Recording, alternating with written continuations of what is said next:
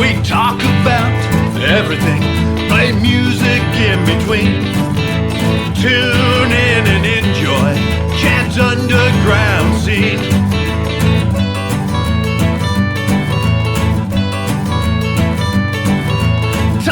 Talking music, you know what I mean. Tune in and enjoy Chad's underground scene.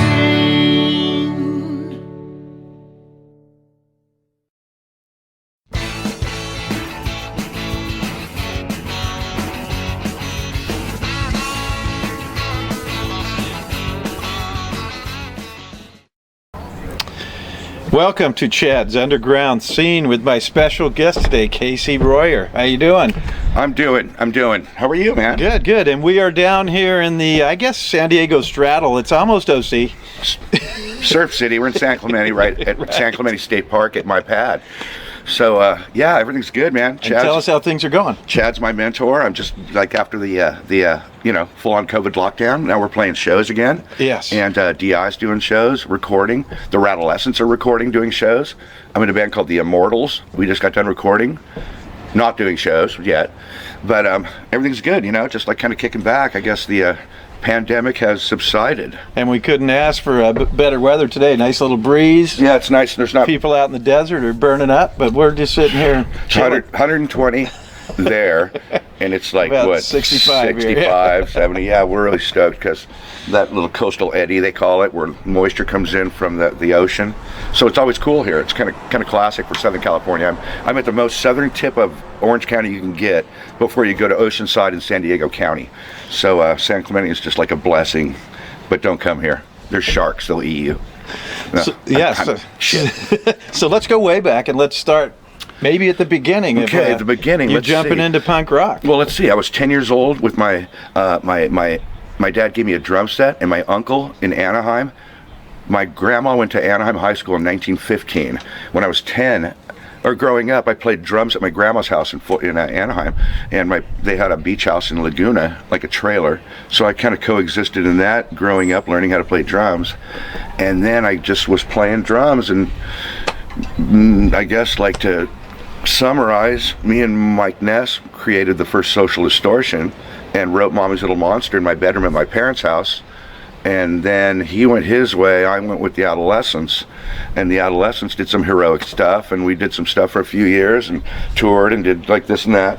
Yeah. And then and you had the luck of being right in the middle of the OC scene, which was an awesome scene. Oh, it was an amazing thing because we're all like kind of upper middle class kids and like went surfing all the time and skating, and we just liked music. So we practiced and played and wrote all kinds of songs about just stupid stuff because it was fun. Who cares? We're just kids that kids whose toys were instruments growing up, because like in the 60s I was like 8, and there's a lot of music while I was in, and then the 70s, rock, all that stuff, 80s punk started, and we destroyed the rest of the musical world. And then we were lucky to have that connection. We both played with Mike Ness. You played with Social Distortion. Yeah. And then he came and played with Easter and toured with us for a couple years. It's crazy how we became iconic. And it's awesome. And then what's wrong with people? We both ended up a few times in the Black Hole.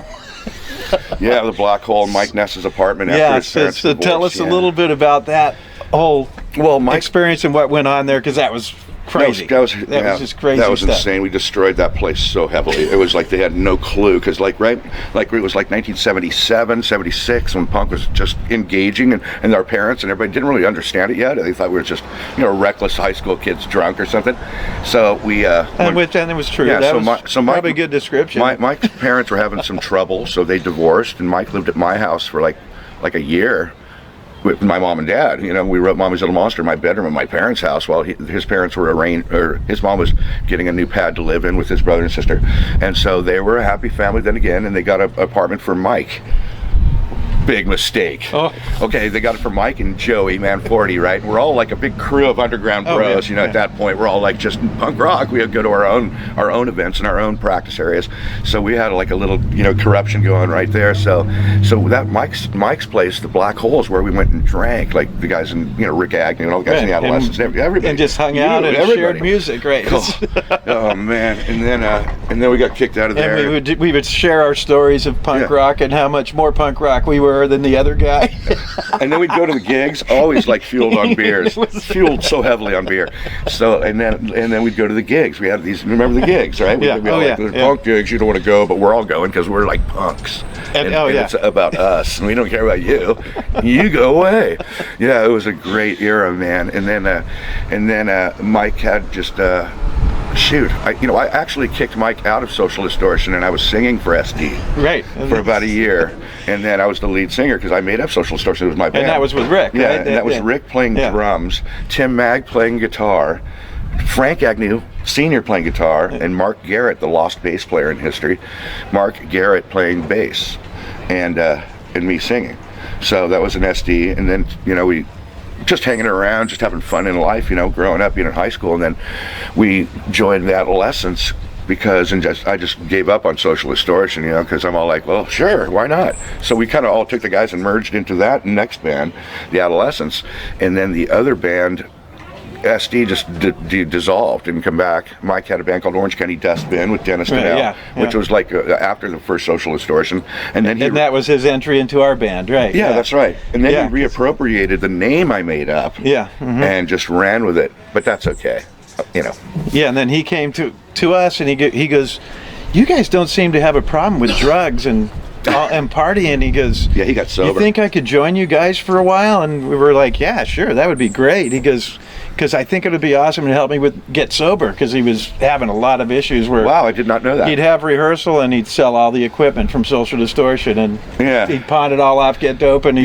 had a hard time when we were growing up because we were all kind of druggies, because it was cool. And he was just doing his best to kick it, right? And so he said, "Hey, can I hang with you guys for a while?" And he did, and for several years he played with Easter, and it was great. It was a heavy emotional time. It was really, really a heavy time for Mike. And then when he left, Brent came in. Brent Lyles, and he joined us for another couple of years. So it was awesome. We had two members of Social Distortion. Thank you for saving Mike. Yes. But we saved Mike, me and great. you. Yes. Dude, because he moved to my house for when he was getting abused a little bit when his mom and dad were like kind of splitting. Yeah.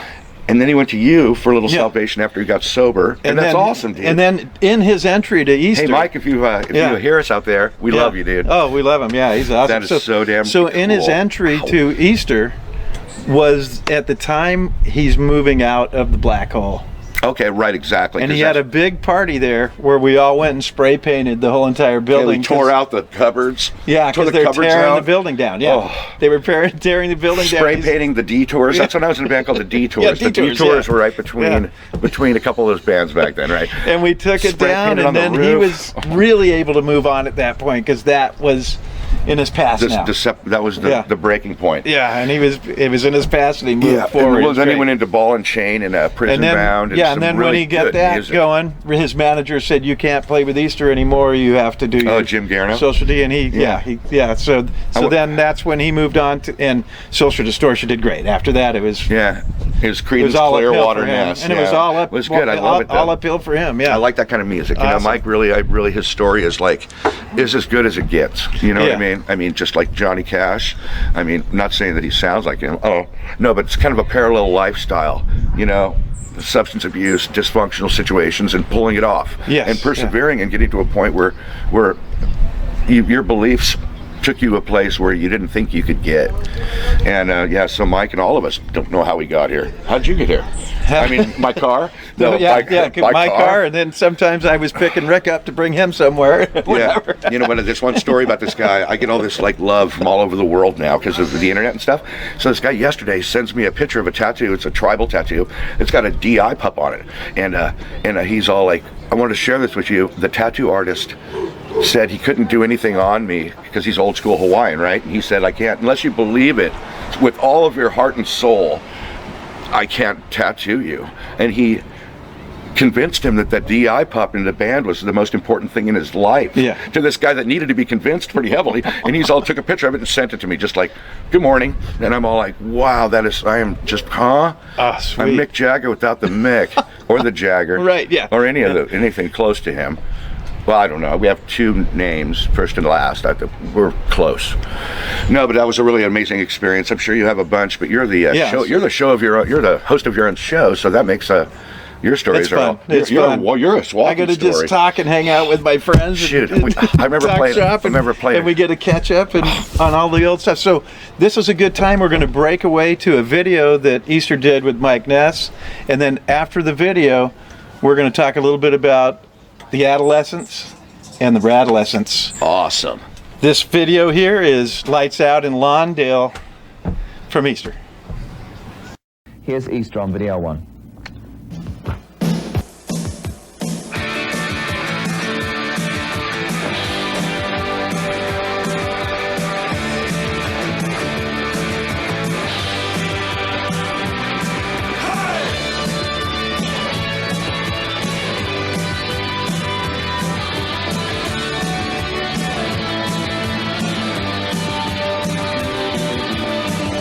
I look at my past, front and side. Friends and family are so far apart. Familiar voice in my corridor. A frightened child cries for more. Lights and Lawndale. Lights and Lawndale. Someone's moved in the room next door. It's a couple miles to the liquor store. Oh, the TV's no use. Already tried it. The radio stops for a bit of quiet. Lights and Lawndale. Lights and Lawndale.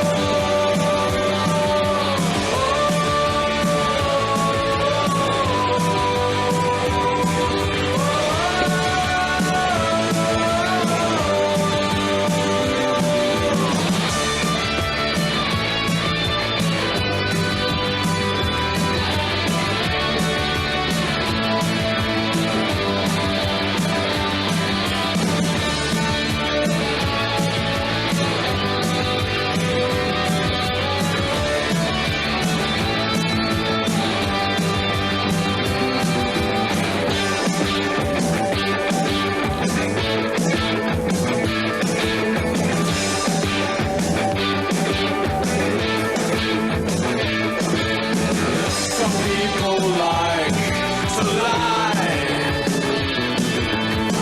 Some people try to hide.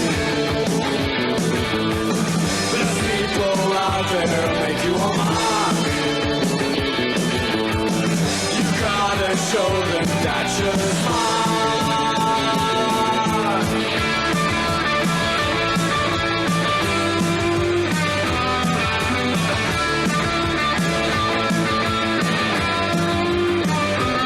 Lights out, lights out, Lawndale. Lights out, lights out, lights out, Lawndale. Lights out, lights out, lights out, Lawndale. Lights out, lights out, lights out, Lawndale.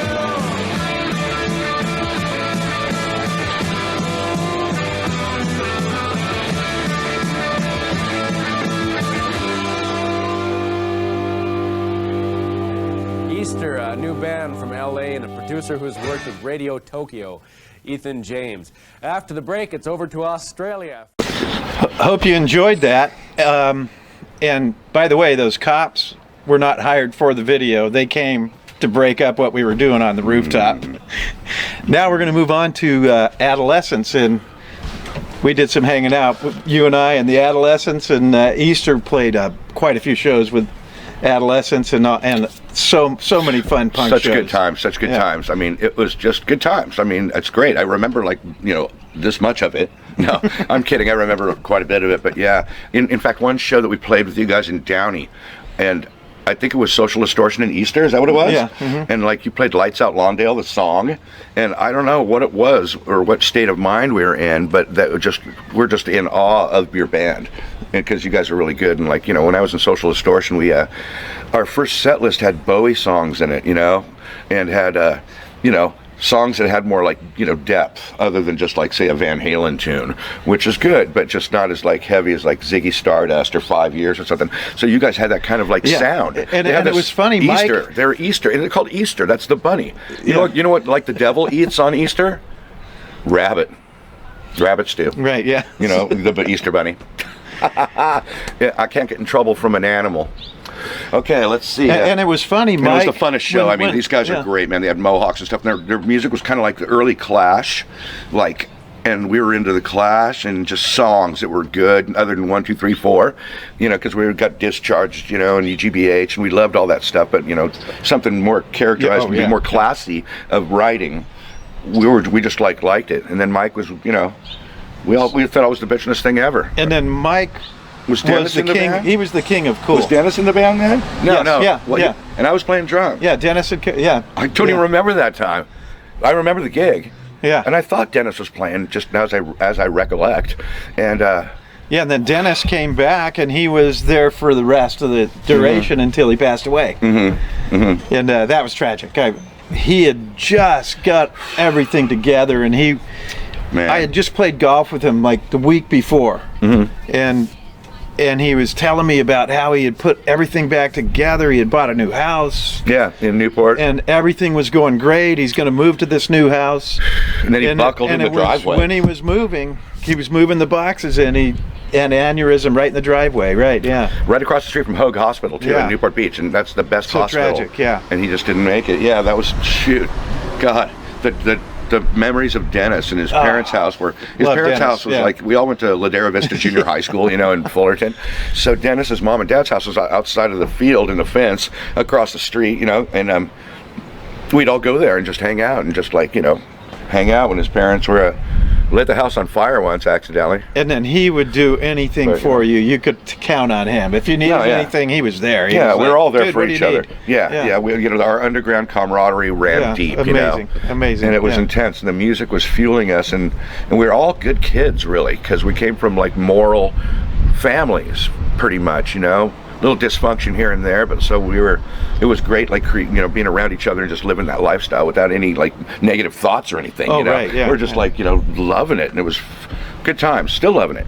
Now the kids wish they were like there when we were there. Oh no, exactly. But it's never going to be the same. Well, no, you don't. You don't want to do that. I want to be in a band. No, you don't. No. There's a lot of other stuff that goes with the fun. Yeah, 80% hell, 20%. That's a little bit unfun. Heaven. Right. Yeah, it's pretty great though, man. You know, we both toured the world and more. And the stories that we could tell. Right. Yeah. The stuff in our heads. And they're not stories; they're true life adventures. I remember I took acid and went to the top of the Eiffel Tower with this French dude once. I'm just you know, hallucinating. There's, you know, the tower, you know, stuff like that, you know, simple stuff that really makes life worth living, you know what I mean? And then you came down holding hands and lived happily ever after. With a girl. Oh, not the guy you went up there with. Okay. Yeah, I've never been gay. I didn't have it in me. Oh no. Okay. You know, so Freddie Mercury never had a driver's license. Kept rear-ending people. No. The DMV and stuff. There's the most off-color joke you're going to hear tonight. Yeah, gay people. I've been gay for a while. I don't know. Should I say that? No. So happy. Let's go through the adolescence, because you have a lot of history with the adolescents, so you know a lot of what went on. So tell us a little bit about some of the fun you had with them and some of the great stuff you did. Yeah, back in the day, it was just great because we were over sensationalized by the media at that point, because it became a disturbance to society, and we got to be a part of just like a full-on like a 60s kind of scenario riot, you know, against the war. And we were just rioting against everything, I think. I'm not really sure what, you know, stupid things, everything, you know, parents, war. We just wanted to bark and stuff, and we got media attention, so we thought this was kind of cool. We're on TV now, and then, you know, hey, we're booking more shows. They'll probably be filming there. We're going. And we were just wrecking it, just having fun wrecking and just like playing this fast kind of new style of music. And my mom kind of freaked out. She said, she said, quit. Social Distortion. Or no, it was the Adolescents. She's all quit. And then I'm all like, okay, I quit. I pretended I called my band. I'm quitting. Okay, Mom, I quit. Hung up the phone, and then, you know, she saw me on TV on we're going on tour? We're going, yeah, two on wait, Eye on As soon LA. as you hung up, I'm on tour. Channel 7, Eye on LA is all punk rock show at the Starwood, or Stardust Ballroom up in Los Angeles gets a little out of control with Fear, the Adolescents, And you're Black standing Flag. there? No, I'm playing. They had live footage of me, and my mom's looking at it going like, you are right, you didn't quit that bad. And I'm all like, I'm moving out. I gotta move out. But I still went to college after that breakup with my parents. And everything went good. We destroyed the college we went to and played the student center and just were dysfunctional there. I had a radio program in 1980. Oh no, wait, actually it was in 1977. I had a radio program at Fullerton College in Fullerton called something, I didn't even remember. And I played punk rock because it was fresh. All the records were fresh. You know, the first Fear record, the first DK record, everything was fresh. And we're just all like, you know, kind of going, you know, we're into it because it was just underground and bitching, and we were kind of underground, you know, philosophically ourselves already at that point with music. So we kind of, I had this program director was losing it, Chuck Ronge. This was like 77, I think, maybe 78. He'd just watch me because he'd pull it off like when dead Kennedys say, "There's 6 of us, so have a hot dog sandwich." So they said, so he'd pull it off and go, "You can't do that." And I'm all, "Well, it's just a record." He's all, "No, guidelines." But I had my own station and played around like Fullerton College, like all the music that we played. Saw TSOL at the Student Center. I passed out under the piano. It was good. Which is what you did at a TSOL gig. Yeah, well, yeah. Even if you were in the band. Ooh, you're in trouble, Jack. Even if you're in trouble now. Jack's gonna get you. No, I love Jack, Ron. TSOL is one of my favorite bands. Great guys. I grew up with those guys. In fact, I just got sent a picture from Todd Barnes, rest in peace, the first drummer's grandma's backyard house where they practiced in 1977. 76, 77. Me and Rick Agnew and Mike Ness went over to Long Beach for the first time. We just met these dudes because we're all kids and we're all like meeting punk rockers in bands, you know. So we went with Jack over to Todd's grandma's, and I'm never gonna forget, there were shits everywhere. There was like shits everywhere. Like every 2 inches, you could barely puzzle your way through the backyard landmine field, right? And I call it that because like Jack is like walking, and then we're following him, right? And he's all like, "Watch out for the landmines." Nice. I'm never gonna forget that. Jack said that. Yeah. Just like a suburbia. And nonchalantly. Yeah, like nonchalantly. Like there was nothing going on. There was nothing going on here. Yeah, and then Mike and Ron and Todd were in the back taking bong rips, and they were like listening to Judas Priest, just some good metal. I'm all like, "Hey, we're from Orange County." I'm Mike. This is Rick. I'm Casey. We're all like 8. So, you know, Mike was like 16, 15. I was like 17. Right, yeah. Wow. So life is good, man. So then there was a few years from when you were in the Adolescents to the new one, the Radolescents. Oh, the Radolescents, yeah, is a year. Tell us how that came about. Well, the Rick, Rads, yeah. I wanted to get the original band together again because they're, you know, everybody's retroing on old bands and not old, but you know, middle-aged bands, we'll say, and yeah, because we're not old. And I wanted to get the Adolescents back together, and then it was just all no. Tony wouldn't do it, you know, because I wanted to play with the Misfits at the Forum. Maybe people are booking shows that are kind of want the original band back together, and they'd be bitching because the kids like the Adolescents. So I tried to get that together. Yeah, the kids, they like it. Yeah, and you know, and I like it, the kids, and the middle and the old kids, which is weird because we didn't really mature as much as we did. No, really. we didn't. Yeah, not really. So they're all no. So I'm all, well, let's get the band together without Tony, and maybe someday they would merge. You know, we're both playing the same songs, you know, let's merge, you know, and everything would be happy. We all live happily ever after.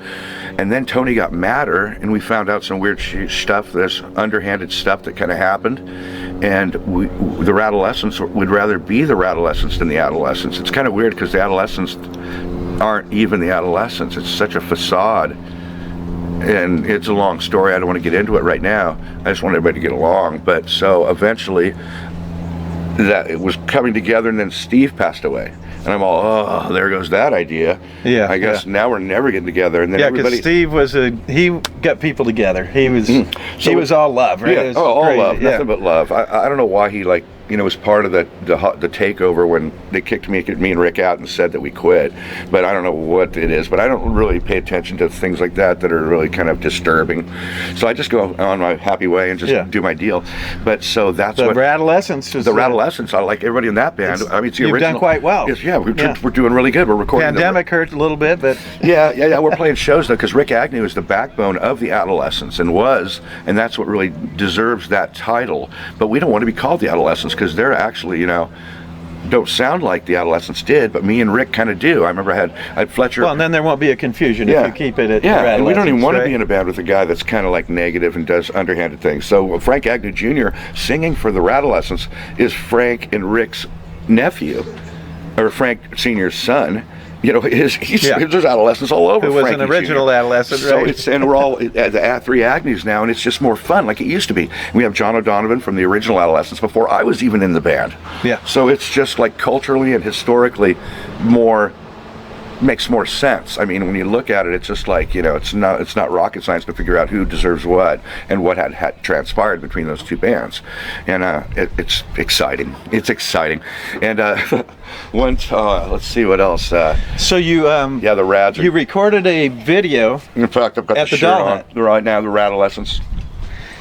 Yeah, Phytoplasm. Yeah, there you go. So you recorded a video at the Doll Hut. I was there Food for that. vacuum.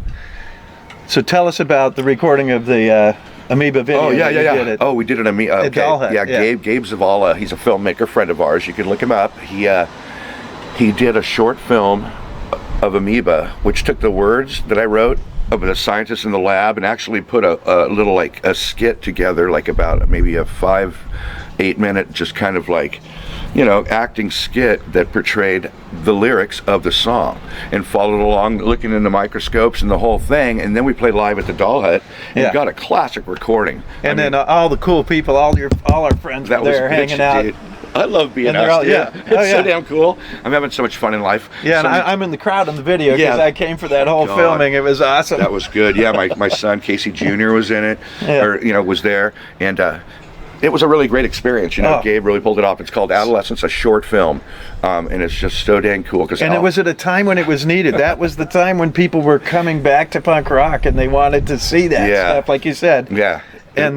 And the kids, the second generation, which I would say is 10 years past my, younger than my age. Yeah. Yeah. Are all as solid as we, we're just all the same age. Yeah. So now we've got all these just different generations that are on the same page. Yeah. And it's fun. Like you said, it's the funnest thing I've ever done. Oh, so I'm fun, having a yeah. great time hanging around you. How about you with me? Yeah, exactly. God. That's it. You want a back We rub? always have a good time You want a getting back rub? together. Well, I'm not going to do it. No, but there's a massage parlor up the street. And wow. And No, I'm and sorry. then the other one you did, that other thing you did was pretty cool. You were on a motorcycle or a auto repair show. Oh yeah, we did. We got picked up by Discovery Channel. We did a pilot film or a pilot video, and shopped ourselves to Discovery and won. Yeah. Because I don't know. I guess Richard Rollins, the guy, his like Gas Monkey Garage Rehab. Yeah, and it was show. And I think Richard was a closet Social Distortion fan, and he knows my past, so it kind of helped us get the part. But they destroyed our shop. And then you played on the back of the truck. It was awesome. Yeah. Oh, yeah. We backed out. They put our, my drum set and stuff on a truck and backed out. They're all, here's the new garage. Move that bus. That's kind of super thing. fun, And yeah. they opened it up, and there's us playing on a flatbed pulling out of the garage that they built. God, Richard Rollins and like Garage Rehab put about $100,000 into this garage that we have, and it's just like it's it was an beautiful. amazing time. That was It's a really a beautiful lot garage, of fun. yeah. That was fun. And the Richard Rollins guys are from some of his crew on the filming crew were punkers, and they knew about the scene, right? So when we backed out on that truck, they weren't expecting the Huntington Beach, Southern California kids to all start slam dancing right in the middle of the shoot. Oh no, it was great. So yeah. like everybody remember that? It was so damn cool. And I don't know if you wandered off into that yard. Hi Russell. Hi Chris. Hey Richard. Yeah, I don't know if you wandered off into the property there, into the yard, and all the paraphernalia and weird stuff they had out there. Yeah. They had Elvis, and they had this. Yeah, that's our shop. Yeah. That's all normally there. And then they had these signs, and me and Bernie came out from Big Mess So we have some photos of us with Elvis and with Marilyn Monroe. Marilyn Monroe, and then these signs. It's the funniest signs. Don't do drugs, and all these weird signs. So, Oh man, it's like a circus there. I mean, oh man, I could go on and on about that property, but hey, we're still there, still fixing, really nice cars. I've been on tour and doing a lot of recording with a band called the Immortals. I'm playing drums with now, and then the Rattlescents are recording now too. The new Red album, like the Adolescents Blue album. That's the record. That's what the Rattlescents play. Right. Yeah. Blue album, and then the 4-song EP that me and Rick were on back in that day. So we're recording. We just got done with 4 songs, older Adolescent songs that were on the singles, Frontier Records. Hi Lisa. The Frontier Records thing. We got on Call of Duty video game too. Amoeba, Call of Duty. Check it out. It's coming out. Oh, sweet. Yeah, that's gonna be good. So Lisa Fancher and all those guys, we just I don't know. I lost my train of thought. I've got so much action-packed adventures in my mind. That's it. So but so we're gonna do a couple of breakaways here. we are. Yeah. I thought I just mentally broke away myself. And then we'll come back and finish. So double breakaway. So now, since we talked all about the Rattlescents video, Amoeba, we're gonna show it to you. So stay tuned. Here's the Amoeba by Rattlescents. Rattlescents. Oh, I remember what I was saying. In a minute. Sweet. You're listening to KZ9 FM radio, bringing you the latest underground sounds of Southern California. Here's a new one from Fortune's own Rattlescents, swimming its way up the charts, Amoeba!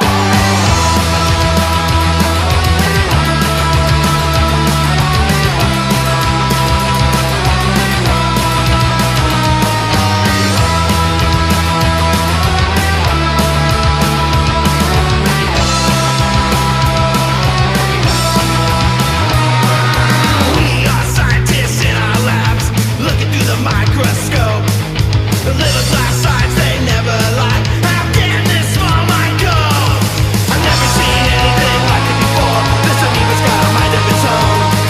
But don't turn your back to stupid science world. This amoeba's turning to its clone.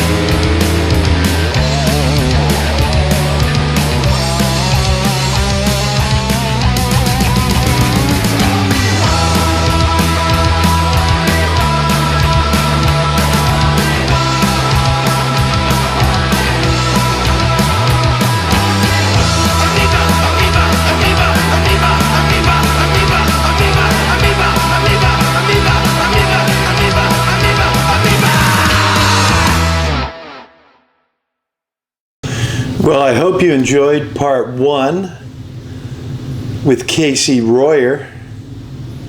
Now we're going to go out with a little video for you to watch. And remember, tune in next week to part 2 of Chad's Underground Scene with Casey Royer. All right, we're going to play you a little Ramones Is that song the first? here. Was this the first note? Right. Yeah, it'd be, yeah. Oh, IBL. There we go. There we go. Okay, sorry. All right, we're going to play some Ramones for you. Now we're going to play some Ramones This for one's you. called Beat on the Brat. With a baseball bat. 1, 2, 3, 4.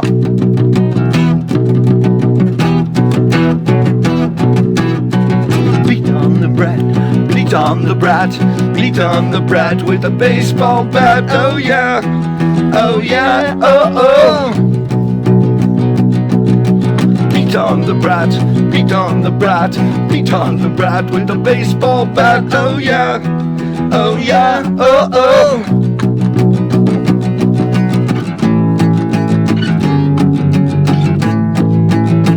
What can you lose?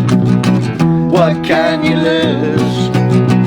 With a brat like that always on your back, what can you lose? Lose.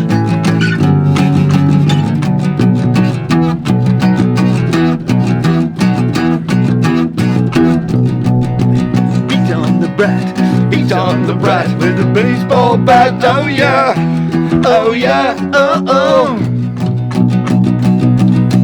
Beat on the brat, beat on the brat, beat on the brat with a baseball bat. Oh yeah, oh yeah, oh oh. Dee Ramone. Yeah. What can you lose? What can you lose? With a brat like that always on your back, what can you lose? What can you lose? Everything.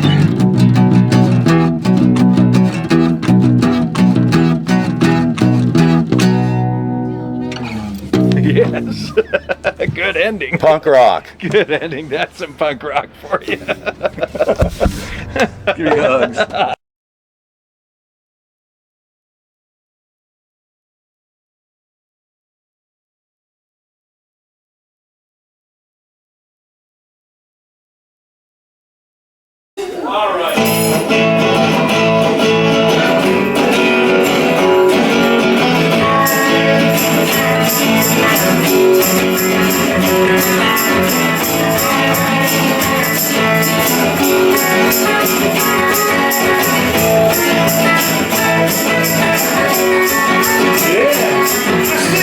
Alright, change reaction.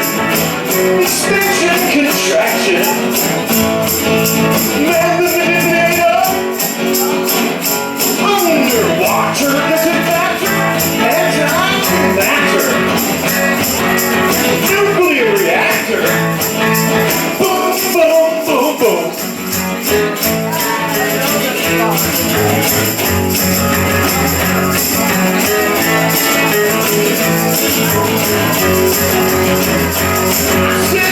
Who's your mother? Who's your father? I guess everything's relative. Who's your mother? Who's your father? I guess everything's relative.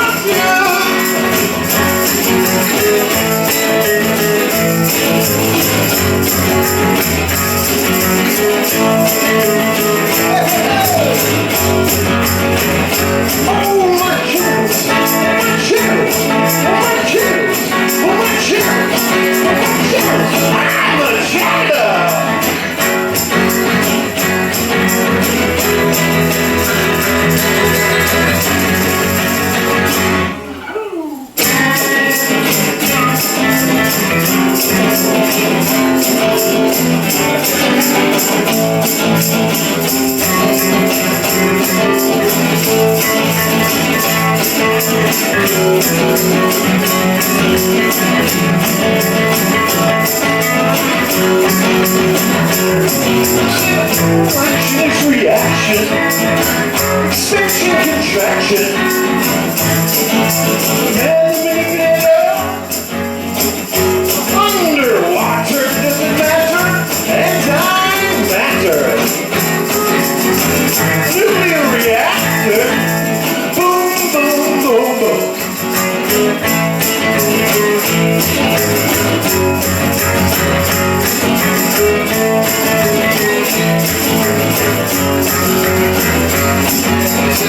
Who's your mother? Who's your father? I guess everything's right now. I said, who's your mother? Who's your father?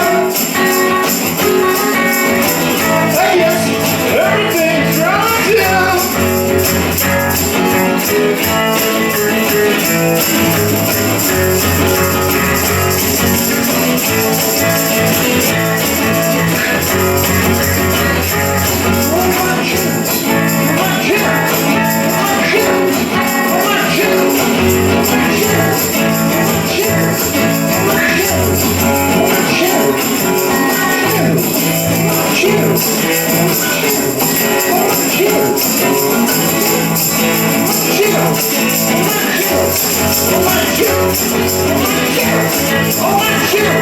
Oh,